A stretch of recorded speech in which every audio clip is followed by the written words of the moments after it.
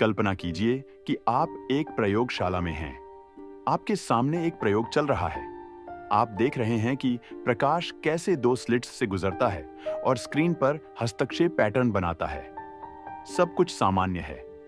लेकिन अब जैसे ही आप यह जानने की कोशिश करते हैं कि प्रकाश किस स्लिट से गुजर रहा है, स्क्रीन पर पैटर्न बदल जाता है। हस्तक्षेप की जगह अब केवल दो चमकदार रेखाएं दिखाई देती हैं। सवाल उठता है, क्या केवल देखने की कोशिश से वास्तविकता बदल सकती है? यही रहस्य है पर्यवेक्षक प्रभाव का। यंग के डबल स्लिट प्रयोग को आगे बढ़ाते हुए वैज्ञानिकों ने प्रकाश को छोटे छोटे कणों यानी फोटॉन्स के रूप में एक एक कर स्लिट्स से गुजारा।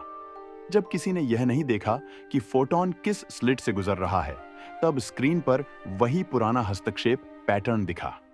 इसका मतलब था कि फोटॉन दोनों स्लिट्स से एक साथ गुजर रहा था, मानो वह तरंग हो। लेकिन जैसे ही एक डिटेक्टर लगाया गया और यह जानने की कोशिश की गई कि फोटॉन किस स्लिट से गुजरता है, हस्तक्षेप पैटर्न गायब हो गया। स्क्रीन पर बस दो रेखाएं दिखाई दी, जैसे कि फोटॉन एक कण की तरह व्यवहार कर रहा हो। यह बदलाव किसी जादू से कम नहीं था। सवाल यह था, डिटेक्टर की मौजूदगी ने फोटॉन के व्यवहार को क्यों बदला? पर्यवेक्षक प्रभाव यह बताता है कि किसी क्वांटम सिस्टम को मापा जाना या देखा जाना उस सिस्टम के व्यवहार को बदल सकता है। इसका मतलब यह है कि जब तक कोई देख नहीं रहा, तब तक फोटॉन दोनों स्लिट्स से गुजरता है और तरंगों की तरह हस्तक्षेप करता है। लेकिन जैसे ही इसे मापा जाता है, वह एक कण की तरह व्यवहार करने लगता है। यह बदलाव क्यों होता है? क्वांटम यांत्रिकी में कणों की स्थिति और गति एक साथ सटीकता से मापी नहीं जा सकती। इसे हाइजेनबर्ग का अनिश्चितता सिद्धांत कहते हैं।